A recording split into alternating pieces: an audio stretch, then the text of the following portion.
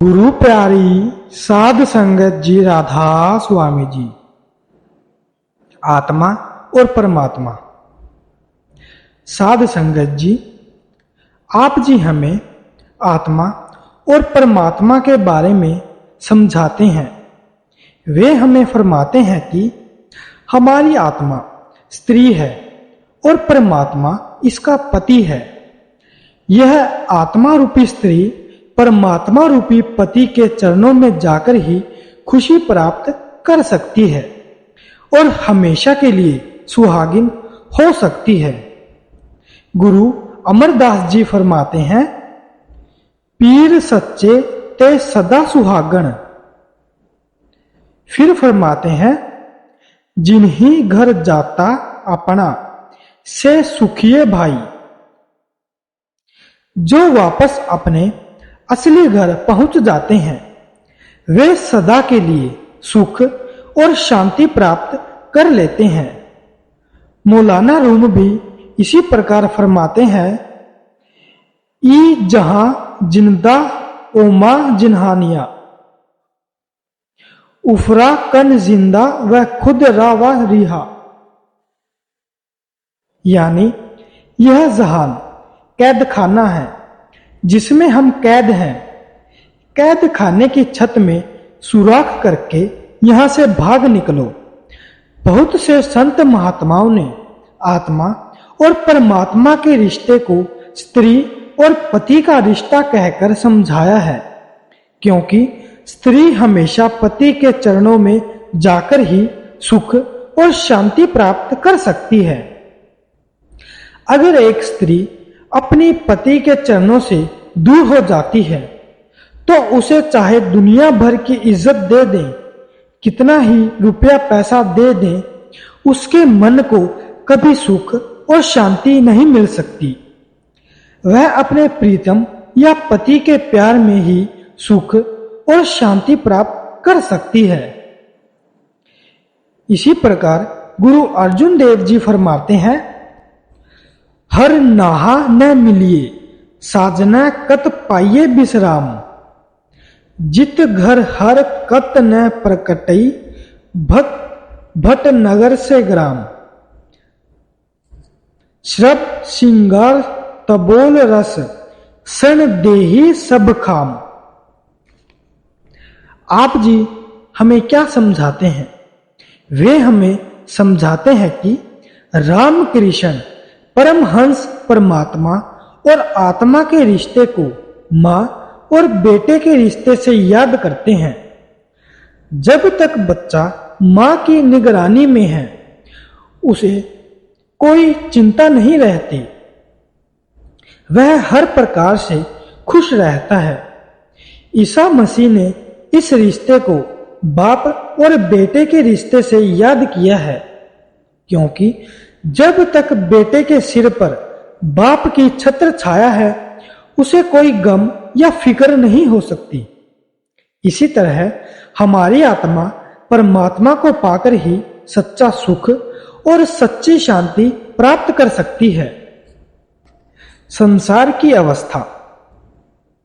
सैजोबाई, जो एक बहुत प्रसिद्ध महात्मा हुई है, कहती हैं, धनवंते सब ही दुखी, निर्धन है दुख रूप।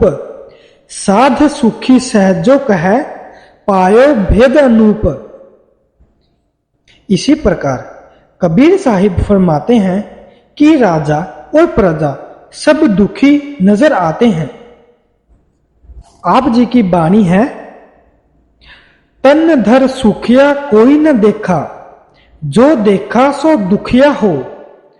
उदय अस्त की बात कहूं तै, सबका किया बेबेका हो।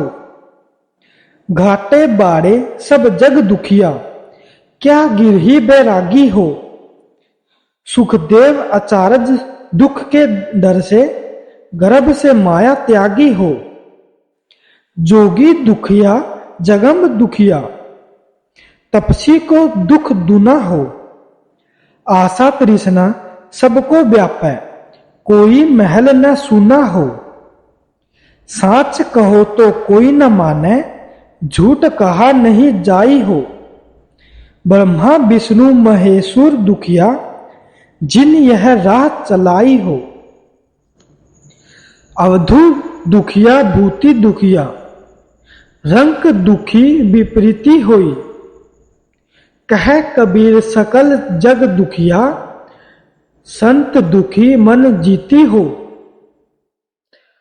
इसी प्रकार तुलसी साहिब भी अपनी वाणी में संसार के दुखों के बारे में इस प्रकार बयान करते हैं।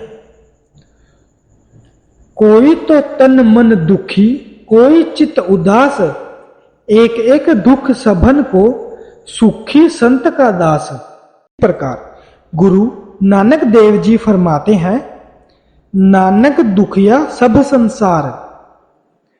आप जी का भाव है कि दुनिया के सब जीव अपनी अपनी जगह दुखों और मुसीबतों के मारे हुए हैं। असली सुख और शांति उसी को है जिसने मालिक की भक्ति और प्यार का आसरा लिया हुआ है। हम दुनिया के जीव उस परमात्मा को तो भूल बैठे हैं, उसकी खोज नहीं करते, उसकी भक्ति की ओर हमारा ख्याल ही नहीं है और दुनिया की शक्लों और पदार्थों में सुख और शांति ढूंढने की कोशिश करते हैं। हम सबका अनुभव है कि जितना हम उस पर परमात्मा को भूलकर सुख और शांति ढूंढ रहे हैं, उतना ही दिन रात ज्यादा दुखी होते जा रहे हैं, क्योंकि जिन शक्लों और पदार्थों में हम सुख ढूंढ रहे हैं वे सब चीजें आरजी हैं और उनका सुख भी केवल आरजी ही हो सकता है। जब तक हमें वह चीज न मिले जो कभी नाश न हो, हम उसे अपना न बना लें, हम सुख और शांति कैसे प्राप्त कर सकते हैं? क्योंकि जिस चीज के आने में खुशी होती है, उसके जाने में वैसा ही दुख होता है। शादी के समय हमारे मन में कितनी खुशी होती है, लेकिन अगर उसी साथी से झगड़ा हो जाए तो हम कितने दुखी हो जाते हैं। जिस संतान के जन्म पर हम दावतें करते हैं, खुशियां मनाते हैं, अगर वही संतान नालायक निकले, कहने में न चले, बीमार हो जाए या परमात्मा उसे वापस बुला ले, तो जरा सोचें कि वह हमारे लिए कितने दुखों का कारण बन जाती है। हम दुनिया की धन दौलत में सुख ढूंढने की कोशिश करते हैं। आप सोचे, इसे कमाने के लिए कितने दुख, कितनी मुसीबतें सहनी पड़ती हैं। अपने कीमती उसूलों को भी कुर्बान करते हैं, सेहत का भी सत्यानाश कर लेते हैं और कई प्रकार की मानसिक बीमारियां मोल ले लेते हैं। फिर इसको रखने में कौन सी शांति प्राप्त होती है? अगर बैंकों में रखते हैं तो उनके फेल हो जाने का खतरा है। कभी आयकर और बिक्री कर की चिंता लगी रहती है, कभी यार दोस्तों के मुकर जाने की फिक्र है कि शायद वे रुपया लेकर वापस न करें, और जिस वक्त वही दौलत जाती है, अच्छी तरह दुखों और मुसीबतों में फंसाकर ही जाती है। कभी डॉक्टर की फीस में होकर निकल जाती है, कभी मुकदमों में उलझाकर चली जाती है। कितने दुखों और मुसीबतों से कमाई, लेकिन फिर भी सुख न दिया। उसके जाने पर शरीर पर जो मुसीबतें भुगतनी पड़ती हैं, वे अलग हैं। इसी कथन में गुरु नानक देव जी फरमाते हैं, पापा बाझो होवे नाही, मुइया साथ न जाई। आप जी का भाव है कि फिर यह ख्याल आता है कि शायद दुनिया के ऐशो इशरत या भोग विलास में सुख हो।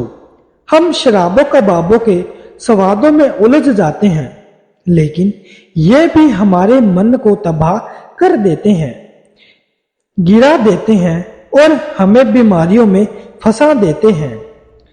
कभी हम हुकूमत के नशे में सुख ढूंढते हैं या राजनीतिक नेता बनने का शौक पैदा हो जाता है। जिस समय लोग हमें आदर और मान बढ़ाई देते हैं, हमारे जुलूस निकालते हैं, अखबारों में तारीफ करते हैं। हमारा मन फूला नहीं समाता, लेकिन हम नेताओं के हाल भी रोज पढ़ते हैं। रातों रात तख्ते पलट जाते हैं।